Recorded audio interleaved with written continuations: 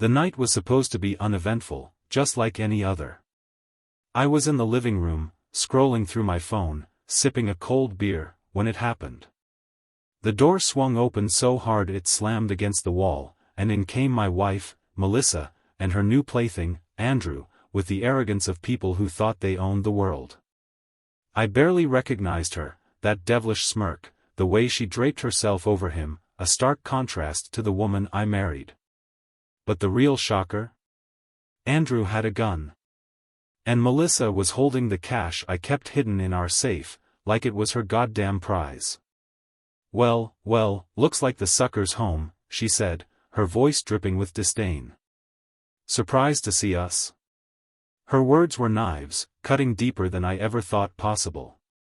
This wasn't the woman I loved. Not even close. Andrew cocked the gun, pointing it directly at me as if it were some kind of sick joke. We're taking everything, Jason. Your money, your house, hell, even your dignity, he sneered, stepping closer. You were too dumb to see what was right under your nose. And then, as if to twist the knife further, Melissa laughed. Did you really think I was happy with you? A boring, predictable man with no ambition? But what they didn't know was that they had walked right into my trap. Every word out of their mouths, every movement, was all part of my carefully laid out plan for revenge. I smirked. This was only the beginning. I leaned back in my chair, not moving an inch even with the barrel of the gun staring me down. The smirk on my face must have irritated the hell out of Andrew because his grip tightened. But I wasn't afraid, no, not at all. In fact, I was enjoying this. Every second they stood there, flaunting their twisted affair, was just another step closer to the moment I'd been waiting for. You think this is funny? Andrew's voice cracked, and it was all I could do not to burst out laughing. The guy was all bark, no bite. He thought waving that gun around made him a tough guy, but in reality, he had no clue what kind of storm he'd just walked into. Funny? I finally responded, locking eyes with Melissa. Oh, you have no idea. This is just perfect. Melissa's smug grin faltered for a split second, but she quickly recovered. She stepped forward, flaunting the wads of cash she'd taken from the safe, like a schoolgirl showing off a new toy. You didn't really think I'd stick around with you forever, did you, Jason? You're pathetic. You don't excite me. I need a real man.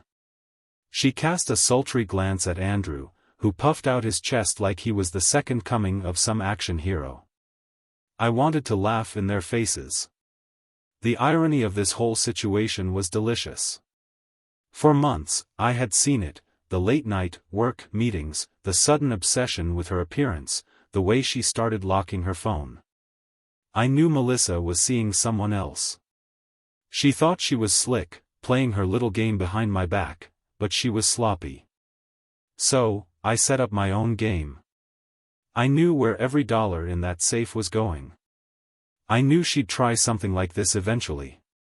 Hell, I had been waiting for this exact moment. You think taking some cash and pulling a gun makes you tough? I asked, my tone calm, almost amused. You two really have no idea what you've just walked into, do you? Melissa narrowed her eyes, the first sign of doubt creeping in. What are you talking about? I stood up slowly, making sure not to look fazed by the gun Andrew was still pointing at me.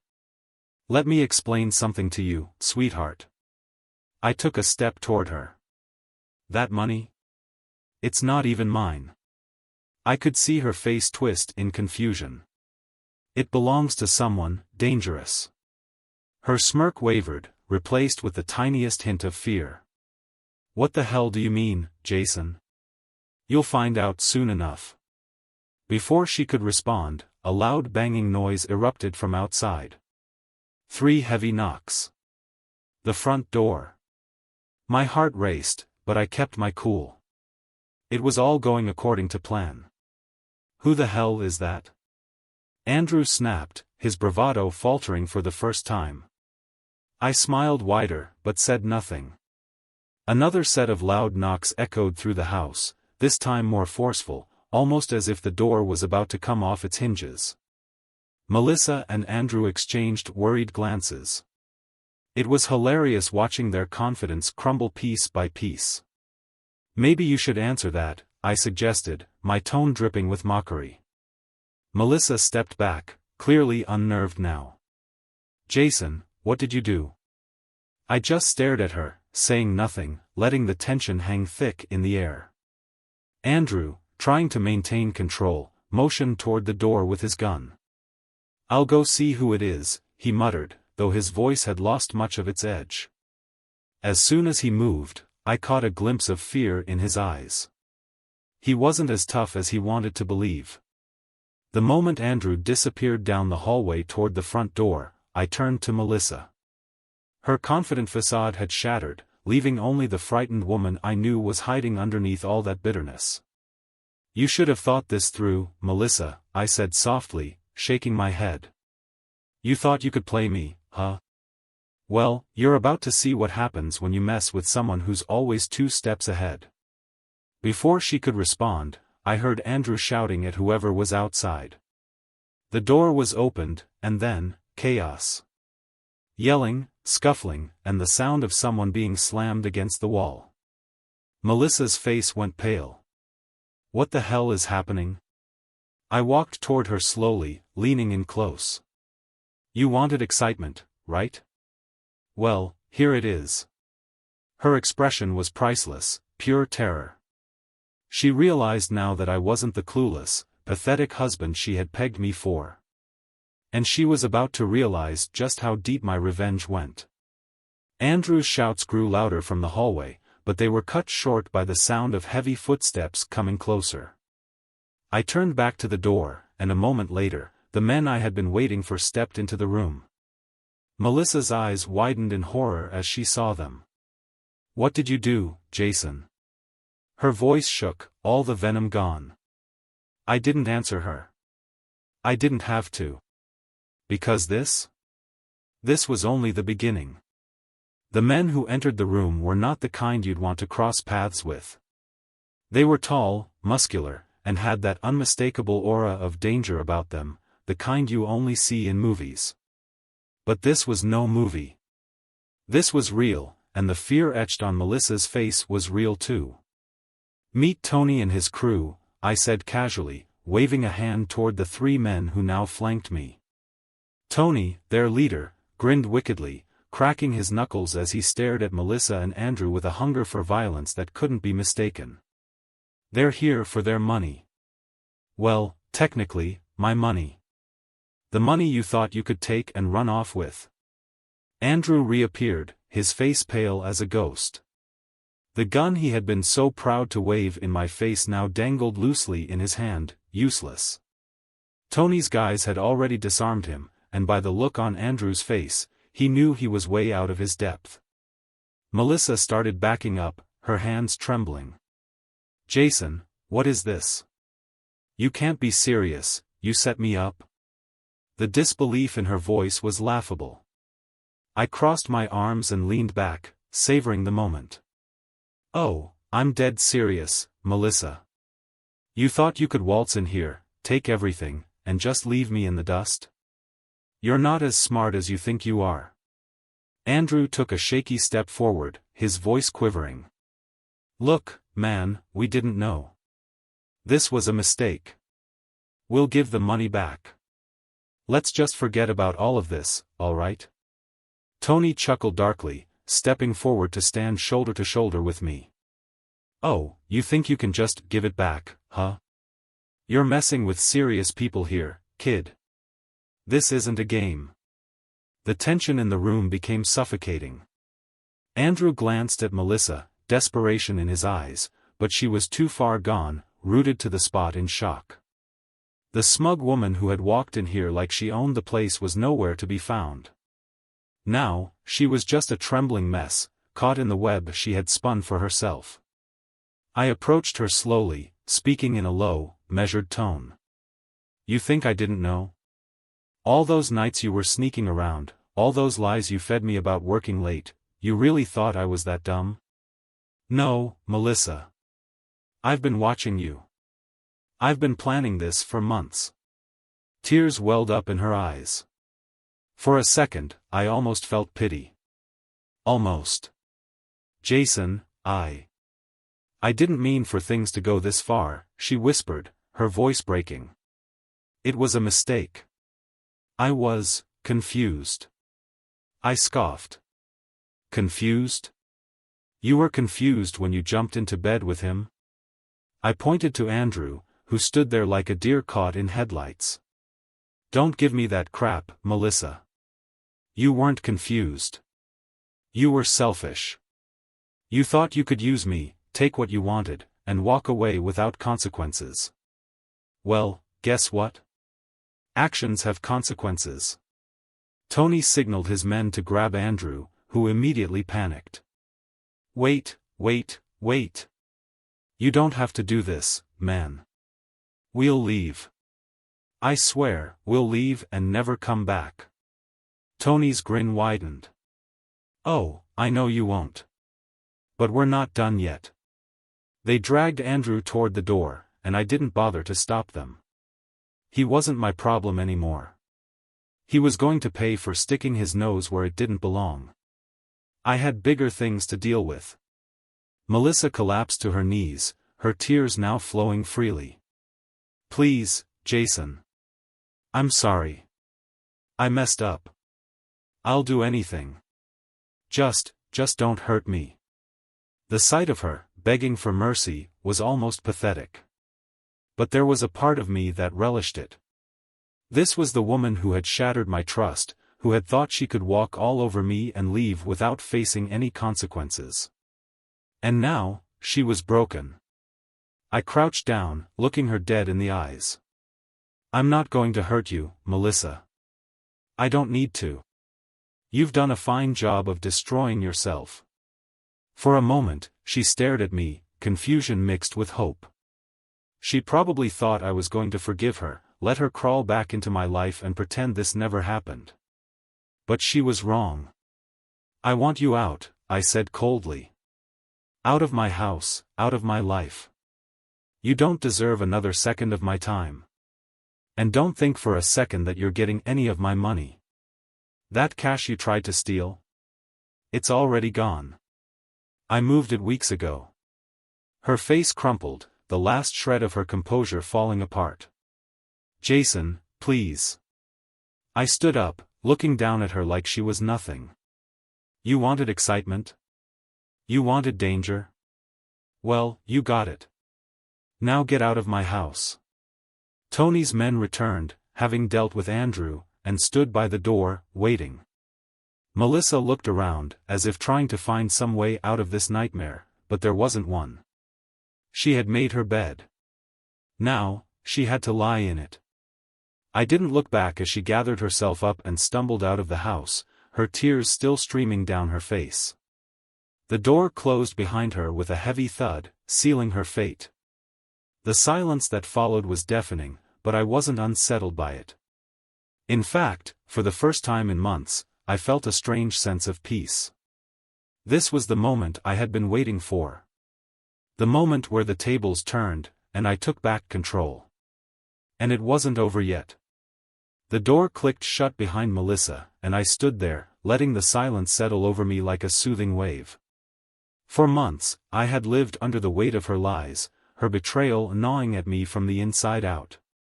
But now, watching her walk out of my life, I felt lighter, almost free. I hadn't just kicked her out of the house, I had kicked her out of my soul. Tony's men lingered for a moment, waiting for my cue. I turned to him, the glimmer of satisfaction still twinkling in his eyes. You handled Andrew? Tony chuckled darkly. Oh, we handled him all right. He won't be a problem anymore. He winked, a knowing smile on his face. You don't have to worry about him sniffing around your money, or your wife, again. I nodded, not needing any more details. Andrew was a footnote in this whole disaster, a pathetic accessory to Melissa's twisted game. I wasn't interested in what became of him. My real focus was Melissa, her betrayal, her lies, and the wreckage she had left behind. Tony's part of the job was done, and now, I had to deal with the emotional mess that was my life. Tony clapped a hand on my shoulder. "You did good, Jason. A lot of guys would have folded. You played it smart." He grinned. "If you ever need anything, you know where to find us." I gave him a tight smile. "Thanks, Tony. I appreciate everything you did." With a final nod, Tony and his men walked out, leaving me alone in the house that felt so much emptier now. I took a deep breath, the events of the last few hours swirling in my mind. Everything had gone according to plan. The cheating wife was out, the lover was dealt with, and my money was safe.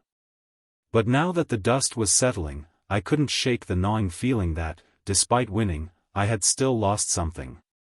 I sat down on the couch, the same couch where Melissa and I had shared countless memories, and stared at the blank wall ahead. The house was quiet, too quiet. The adrenaline that had been keeping me steady began to wear off, and the reality of the situation hit me like a ton of bricks. I had set out for revenge, and I got it, but now what? The emptiness crept in slowly, wrapping itself around me like a cold blanket. I had won, sure, but at what cost? The woman I had loved, the life we had built together, all of it had been poisoned by her betrayal. Even with her gone, I could still feel the echoes of her lies in every corner of this house. Every picture frame, every piece of furniture, it all felt tainted, a reminder of the illusion I had lived in for far too long. I leaned back, closing my eyes. I could still hear Melissa's voice in my head, her laughter, her excuses, her twisted words. "You're boring, Jason. I need excitement. I need someone who makes me feel alive." Her words replayed like a broken record, and with each replay, my anger flared again. Boring. That's what she called me. A man who worked his ass off to build a life for us, who made sacrifices, who stayed loyal even when the cracks started to show. And in return, she threw it all away for a fling with some lowlife who didn't even have the brains to pull off their pathetic little heist. But deep down, I wasn't just angry with her. I was angry with myself, for not seeing it sooner, for letting things get this far. The signs had been there for months. The sudden distance, the late-night phone calls, the way she would turn away from me in bed, her body cold and unresponsive. I had ignored it all, choosing to believe that we were just going through a rough patch, that we could fix it. How stupid I'd been. The sound of my phone buzzing on the coffee table snapped me out of my thoughts. I glanced at the screen, Melissa's name. For a moment, I just stared at it, a mix of emotions swirling inside me. Did she really think she could call me now, after everything? I hesitated, my thumb hovering over the decline button. But something made me pick up instead.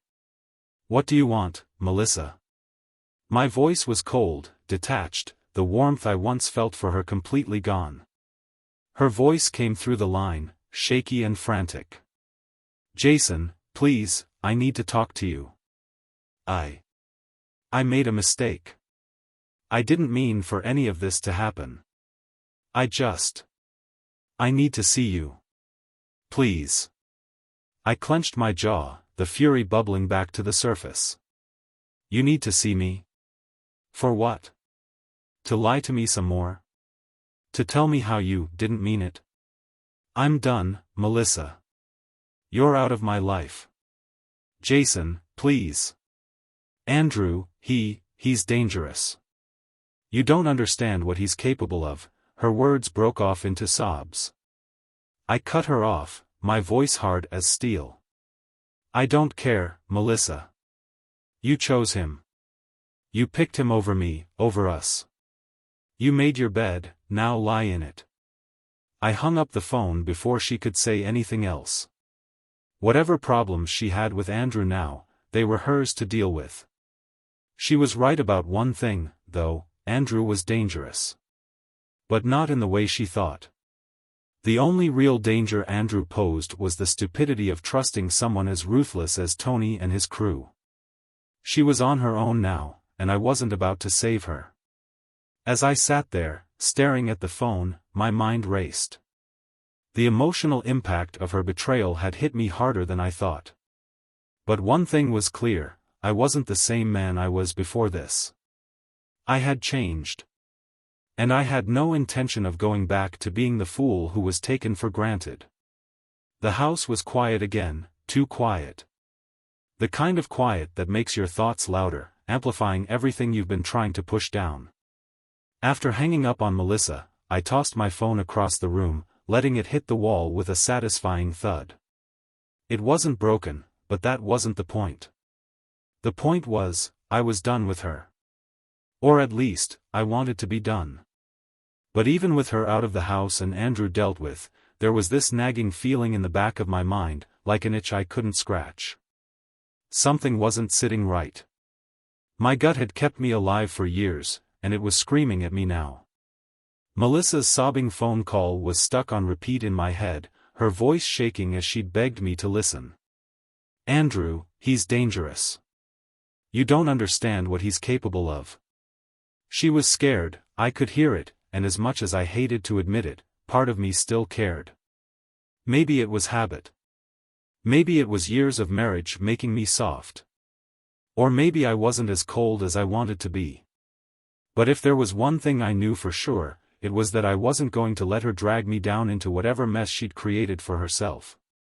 I stood up and grabbed my jacket. I needed to clear my head, get some fresh air, anything to shake off the lingering tension. As I walked outside, the cool night air hit my face like a slap, bringing me back to the present. The sky was cloudless, stars shining brightly, a beautiful night, completely at odds with the storm brewing inside me. My phone buzzed again. I almost didn't check it, but my instincts got the better of me. It was a message, not from Melissa, but from an unknown number. You should have listened to her. I stopped dead in my tracks. My heart pounded in my chest as I stared at the screen. What the hell? Before I could process the message, another one came through. She was right about Andrew. He's coming for you. For a second, I thought this was some sick joke. But that second quickly evaporated as headlights appeared at the end of the street, growing brighter as they barreled down toward my house. My blood ran cold. This wasn't a prank. This was real. I sprinted back inside, locking the door behind me. I wasn't going to sit around and wait for whatever was about to happen. My mind raced, where was my gun? It had been a while since I even thought about it, but if Andrew really was coming, I sure as hell wasn't going to be caught unarmed. I found the gun in the back of my closet, hidden behind a box of old papers. I hadn't used it in years, but the weight of it in my hands felt like an old friend. Just as I was loading the chamber, I heard it, a loud crash from the front of the house. The sound of wood splintering, like the door had been kicked in. My pulse quickened. I crouched down, moving toward the hallway quietly, gun in hand. Every sound seemed amplified, the creak of the floor beneath me, my own breathing, the pounding of my heart. I heard footsteps, slow and deliberate, coming closer. My grip tightened on the gun. And then I saw him. Andrew. He stood in the entryway, his face twisted into a snarl, looking like a man who had lost everything and didn't care anymore. He wasn't holding a gun this time, just a crowbar, swinging it lazily in one hand.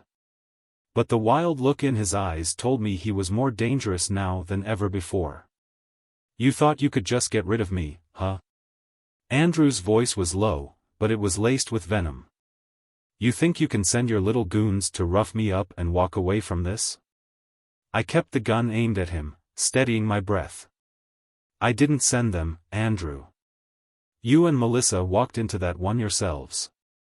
But I'm warning you now, you take one more step, and this ends here.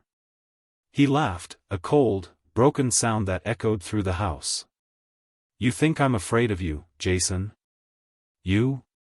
You're just as pathetic as she said. You don't deserve any of this. Not the house. Not the money. Not her. I narrowed my eyes, my finger hovering over the trigger. You've got a lot of nerve coming in here after everything. His expression darkened, and he tightened his grip on the crowbar. I came here for what's mine. I came here for her. Something snapped in me. The rage I'd been holding back boiled over, and I took a step forward, my voice colder than I ever thought possible. She's not yours. She was never yours. And she's not mine anymore either. Andrew's eyes flickered, but I didn't give him a chance to respond. I fired a shot, intentionally missing, hitting the wall next to him. The sound was deafening in the small hallway, but it did the trick. His bravado vanished in an instant, replaced with fear. Last chance, Andrew, I growled. Get out. Now. For a moment, I thought he might actually swing that crowbar, but then he hesitated. The wild look in his eyes faltered, and he took a step back. You're gonna regret this, he spat, his voice shaking. Not as much as you will if you stay, I replied, keeping the gun raised. Andrew backed up, his confidence shattered. He glanced toward the door, then back at me, before turning and running out into the night. I stood there, listening to the sound of his footsteps fading into the distance, and then, silence. The tension left my body all at once, and I let out a breath I hadn't realized I was holding. But it wasn't over. Not yet. I knew Melissa would try something. She wasn't the type to stay quiet. But as I stood there, gun still in hand, I realized one thing was crystal clear. I wasn't the same man I used to be. I wasn't going to let them destroy me. The house was eerily still after Andrew fled, the echoes of the gunshot lingering in the air. I stood frozen in place, trying to process what had just happened. The adrenaline that had been coursing through my veins began to fade, replaced with a dull ache of realization. This wasn't over, not by a long shot. Melissa and Andrew weren't going to walk away quietly. They had too much at stake, and people like them didn't give up that easily. I slid the safety back on my gun, taking a deep breath to steady myself. My mind raced through everything that had happened. The lies, the betrayal, the twisted plot they had concocted. This was more than just a messy affair, they were desperate, and desperate people were dangerous. As I sat down on the couch, trying to gather my thoughts, my phone buzzed again. This time, the number wasn't unknown. It was her. Melissa. I stared at the screen, debating whether to answer. After everything, I didn't owe her anything. But something inside me, it wasn't forgiveness, but maybe curiosity, made me pick up the phone. Jason, listen to me, she started, her voice panicked. There was none of the seductive tone she used to have, no arrogance left. She was terrified. Andrew's lost it. You need to get out of there. He's coming back, and this time he won't stop. I clenched my jaw, my knuckles white around the phone. I already handled him, Melissa. He's gone. But you? You're done. I don't care what happens between you and him now.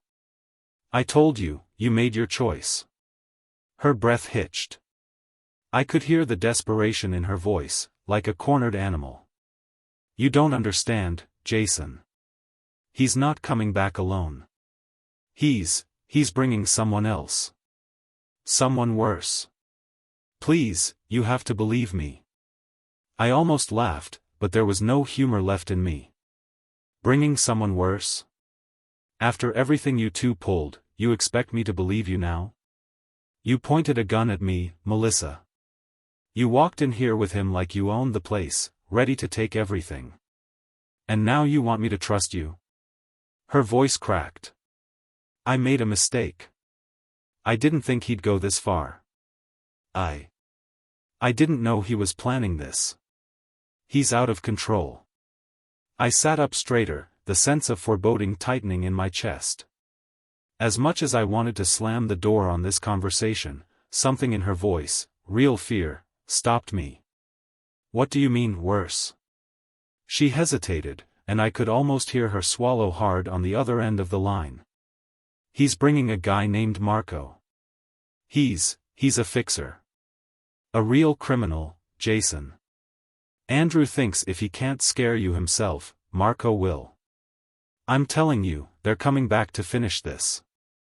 My grip tightened on the phone. This was worse than I thought. Marco. The name sent a chill down my spine. I had heard of him through whispers, rumors from Tony's world. He wasn't just some thug. He was the kind of guy who cleaned up messes with bodies, the type who didn't ask questions and didn't leave witnesses. Why the hell should I believe you, Melissa?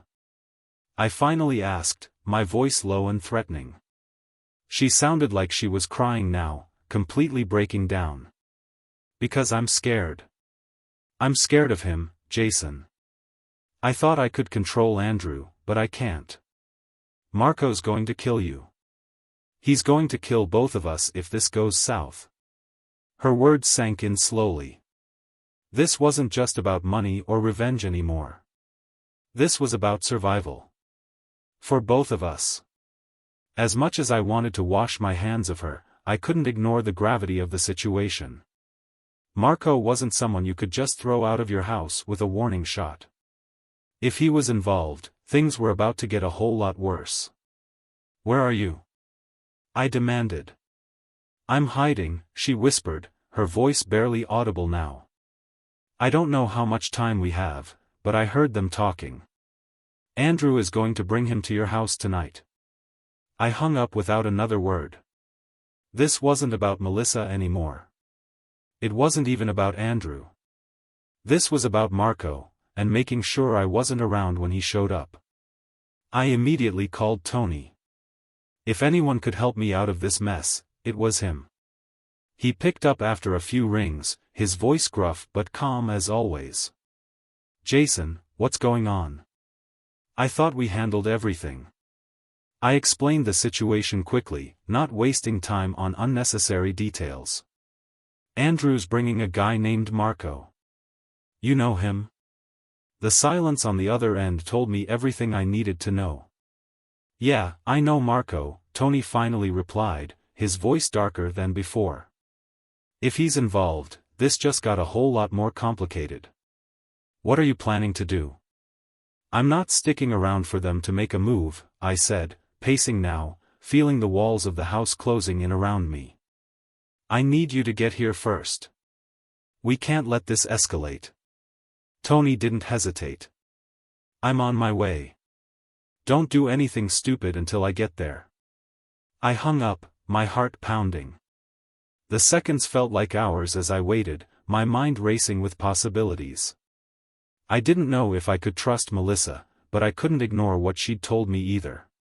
If Andrew was desperate enough to bring Marco into this, then he was past reason. And Marco? He was a professional. A lethal one. The minutes ticked by painfully slow, each one bringing me closer to whatever was coming. And then, just when I thought the tension couldn't get any worse, I heard it. The sound of a car pulling up outside. Not Tony's car. No. They were here. I moved quickly, positioning myself by the window. The headlights cut through the darkness, and I saw them, Andrew, looking disheveled and angry, and a man beside him who could only be Marco. Even from this distance, I could see the cold calculation in his eyes. This wasn't a negotiation. This was an execution. The headlights cut through the night like a blade, slicing through my calm and sending my pulse into overdrive. From my spot near the window, I could see them clearly now. Andrew was pacing outside the car, his body language twitchy, full of nervous energy. But the real problem was Marco. He stepped out of the car slowly, like a predator sizing up its prey, his eyes scanning the house with cold precision. This wasn't just a visit, this was a hunt. I pulled back from the window, staying low, my mind racing through every possible option. My gun was still in my hand, but I knew Marco wouldn't be so easy to scare off like Andrew. This guy was a pro, and if Melissa was right about what he was here to do, then talking wasn't going to save me. The front door creaked open, and I heard footsteps, heavy and deliberate, entering my house. Andrew's voice rang out, trying to sound tough, but there was a tremor in it. "Jason. You think you can just play us? You think this is over? Get your ass out here." I didn't move. I stayed crouched in the shadows, watching them through a narrow crack in the hallway. Marco walked in behind Andrew, quiet, almost eerily calm. He wasn't here to make threats. He was here to finish the job. "Where the hell is he?" Andrew muttered, frustration leaking through his voice. He turned to Marco. "He's gotta be here somewhere." Marco didn't respond. He just kept moving through the house, slowly, methodically, like he was hunting something. I could feel the danger rolling off him in waves. He wasn't like Andrew, he wasn't emotional. He was focused. And that made him far more dangerous. I gripped the gun tighter, knowing that my chances of getting out of this unscathed were slim. My mind raced back to Tony, who was supposed to be on his way. But there was no sign of him yet. And I wasn't sure how much longer I could stall. Marco stopped in the middle of the living room, his head tilting slightly as if he could hear something in the silence. Then, without warning, he spoke, his voice low and chilling. "You've got two options, Jason. Come out, and maybe we can make this quick. Or, you can make this difficult, and I'll enjoy dragging it out." Andrew was pacing again, fidgeting, clearly eager for this to be over. "He's probably hiding like a coward. Let's just find him, Anne." Marco shot him a look that could freeze fire, and Andrew shut up instantly. "Stay quiet," Marco said softly, like a parent scolding a child. "I'll find him. I always do." The way Marco spoke sent chills down my spine. He wasn't bluffing. He had done this before. I could feel the sweat starting to drip down my back as I calculated my next move. I couldn't just sit here and wait for them to find me. I had to act. Quietly, I moved toward the back of the house, my footsteps barely a whisper on the wooden floor. My plan was simple: slip out the back, get some distance, and hope Tony showed up before Marco got wise to my escape. It wasn't much, but it was all I had. As I reached the back door, my heart pounded so loudly I thought it might give me away. I slowly turned the handle, praying it wouldn't creak. But just as I was about to step outside, I heard a voice from behind me. "You're smarter than I thought." I froze. My blood turned to ice. I turned slowly to see Marco standing in the hallway, his eyes locked on me. He hadn't raised his voice, hadn't made a move, but the tension was unbearable. He had found me without breaking a sweat. Andrew appeared behind him, grinning like an idiot now that I was caught. "Ha! You're done, Jason. Should have just given us the money and stayed out of this." Marco held up a hand, silencing Andrew again. "Let me handle this." There was no escape now. I raised my gun, pointing it directly at Marco, my hand steady despite the pounding in my chest. "You take one step closer, and I'll shoot." Marco smiled, a slow, unsettling smile. "You're not a killer, Jason. Not yet." He took another step forward, deliberately testing me. I cocked the gun. "Try me." For a split second, the room was filled with unbearable silence. Then, with a speed I didn't expect, Marco lunged forward. I fired, once, twice, but he was already moving. The shots missed, hitting the wall behind him as he tackled me to the ground. The gun slipped from my grip, skidding across the floor. Marco pinned me down with surprising force, his hand around my throat, squeezing just hard enough to make me see stars but not enough to knock me out. "You're not ready for this," he hissed, his face inches from mine. "You're out of your league." Andrew hovered nearby, a smug look plastered on his face. Told you, man. Told you he was weak. Marco tightened his grip for a moment, then suddenly released me, standing up as if bored. Take him outside, he said to Andrew, his voice now flat and emotionless. We'll finish this in the woods. Andrew eagerly moved toward me, yanking me to my feet. I tried to struggle, but it was no use. Marco had drained the fight out of me in seconds, and Andrew was too high on his own ego to realize what was about to happen. Just as they started dragging me toward the door, there was a loud crash from the front of the house. The door burst open, and I heard the unmistakable sound of Tony's voice. Nobody moves. Marco spun around, his eyes narrowing as Tony and his crew stormed in, guns drawn. You're too late, Marco said, his voice as calm as ever. But Tony wasn't having it. Drop him, Marco. This isn't your fight anymore. For the first time, I saw something flicker in Marco's eyes, doubt. He glanced at Andrew, then back at me, before slowly releasing his grip. Andrew, on the other hand, looked like he had seen a ghost. What the hell is this? Tony, I thought. Shut up, Andrew, Tony snapped, his gun trained on Marco. You two are done.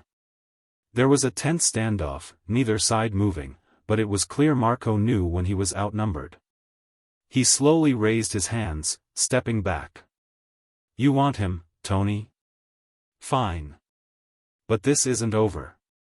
Not by a long shot. Tony didn't lower his gun, but his voice was steady.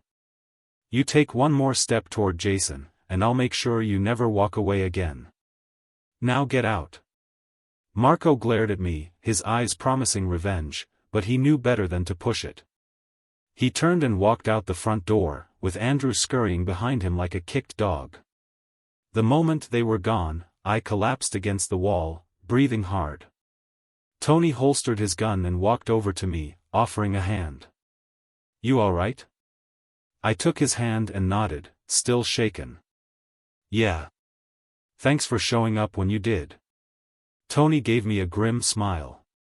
You're lucky. That guy, he doesn't back down often. You've got bigger problems now. I nodded, the weight of it all sinking in. This wasn't the end. Marco wasn't the kind of guy to just walk away. He'd be back, and next time, he wouldn't be alone. But at least for tonight, I had survived.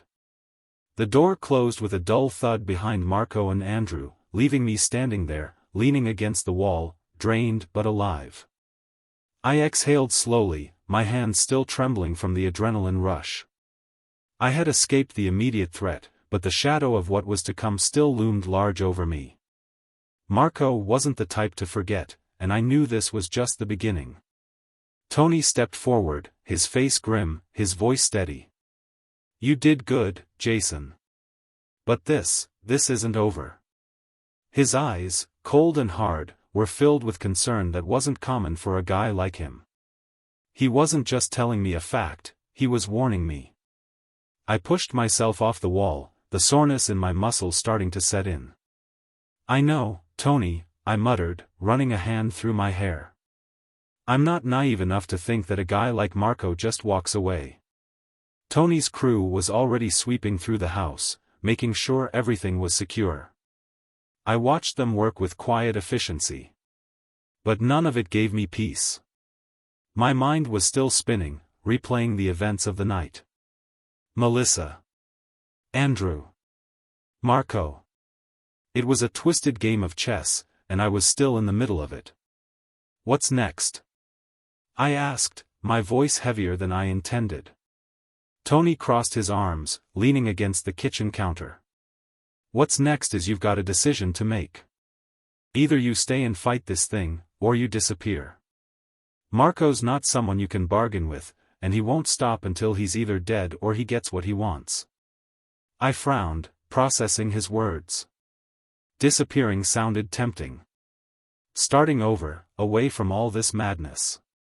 But as I thought about it, something inside me hardened. why should I be the one who runs? Why should I let Melissa and Andrew, and now Marco, take everything from me? This was my life, my home. I wasn't going to just vanish into thin air because they were too greedy and stupid to know when to quit. No, I said, straightening my back, feeling the resolve building inside me. I'm not running. This is my house, my life.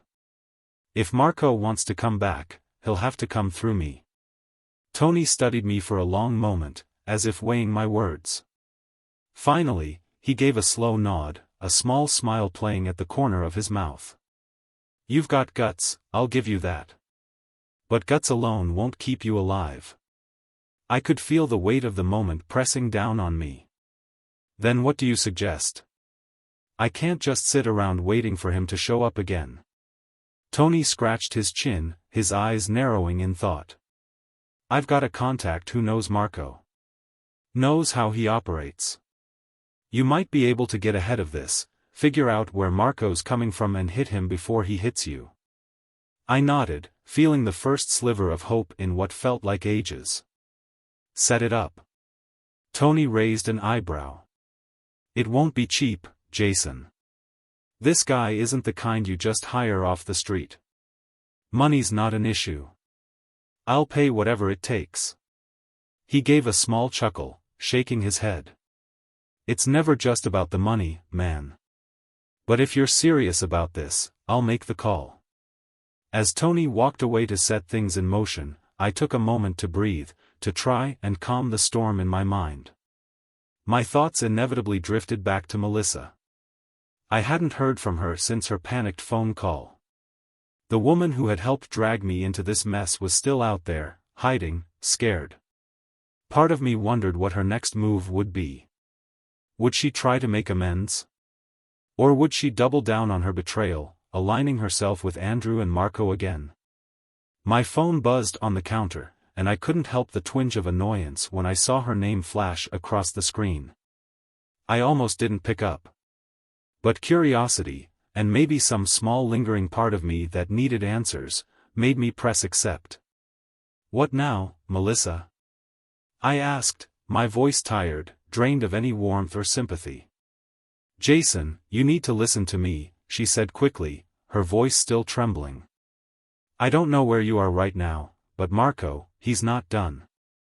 He's going to come for you. He'll come for all of us. Please, you have to believe me. I never meant for it to go this far. The desperation in her voice was real, but I couldn't tell if it was because she actually cared about me or because she was finally scared for herself. Either way, I was done playing her games.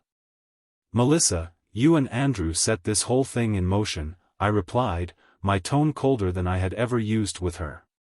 You wanted to take everything from me, and now you're trying to act like you didn't know what was coming? You're lucky Tony showed up when he did. Otherwise, you wouldn't be making this call. She went quiet for a moment, and I could almost hear the weight of her guilt pressing down on her. I know I screwed up. But Jason, you have to understand, Andrew's out of control. I thought I could manage him, but he's spiraling. He wants everything. He wants you dead. And Marco, he's not someone we can just scare off. You're right, I said sharply. But that's not my problem anymore, is it? She started crying softly on the other end of the line, but I felt nothing for her now. She had chosen this path. She had lit the fire, and now she was getting burned. I don't know what to do, she whispered. Please, help me. There it was. The final plea. The last attempt to pull me back into her mess. And for a moment, just a brief moment, I felt the temptation to give in.